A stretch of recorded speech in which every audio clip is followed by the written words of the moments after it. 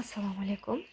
Hozir baqlajondan ajoyib salat desa ham bo'ladi. Yegulik tayyorlaymiz. Hozir baqlajonni olib tashlaymiz va dumaloq bo'lakchalarga bo'lib olamiz.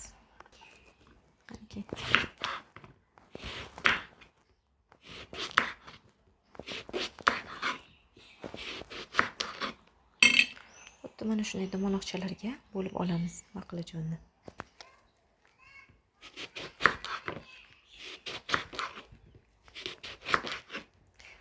Hammasini mana shunaqa tarzda bo'lib olamiz. Keyin bizga pomidor, bu sirni mana shunaqasi ham kerak bo'ladi. Chesnok kerak bo'ladi. Mana bunaqa sirdan ham ozgina, kamgina bo'lsa bo'ldi ustiga sepib yuborishga. Chesnok hammasi kerak bo'ladi. Mana baqlajonlarni to'g'rab oldik dumaloq shaklda. Endi buni ozgina suvga, tuz suvga solib, ozgina 5-10 minut tuz suvga solib, keyin yaxshilab quritib, keyin yog'da pishirib olamiz. Mana baqlajonlarni tuzli suvga solib, qurilab oldim. Endi buni yog'da pishirib olamiz. Bitta tuxumni mana shunaqa atalab oldim. Endi baqlajonni mana shu tuxumga botirib pishirib olamiz.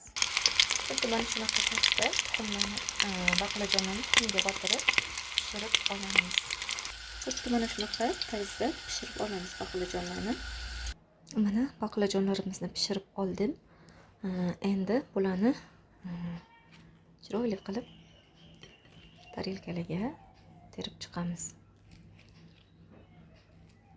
Shu mana shu tarzda.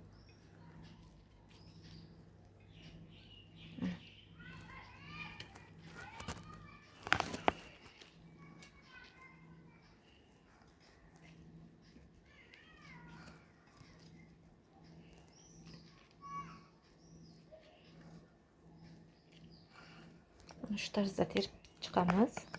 Endi mana shunaqa slivichniy sirni olib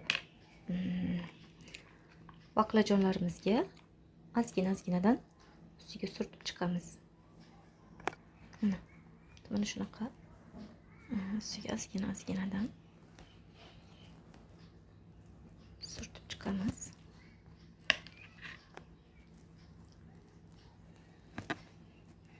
Mana surtib oldim.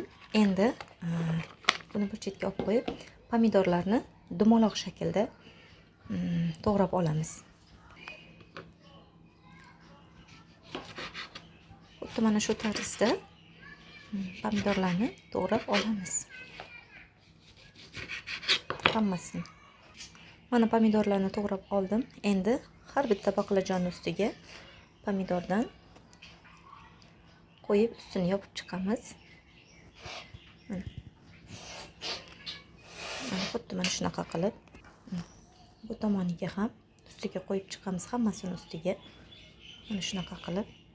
Endi bizga kerak bo'ladi chesnok. Chesnoklarimizni tyorkani ingichka tomonidan o'tkazib olamiz.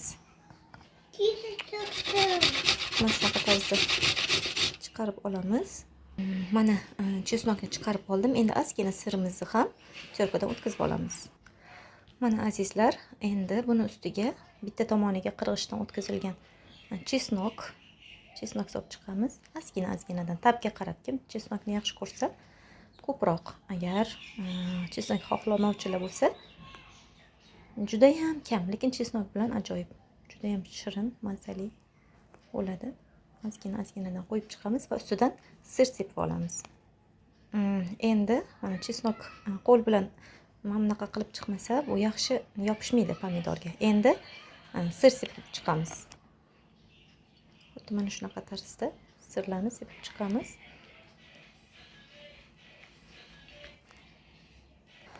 Mana azizlar, baqlajonli, pomidorli, sirli, chesnokli salatimiz tayyor bo'ldi. Buni bitta qilib ko'ringlar. Juda ham mazali. Hammaga yoqimli ishtaha. Juda ham ajoyib va mazali.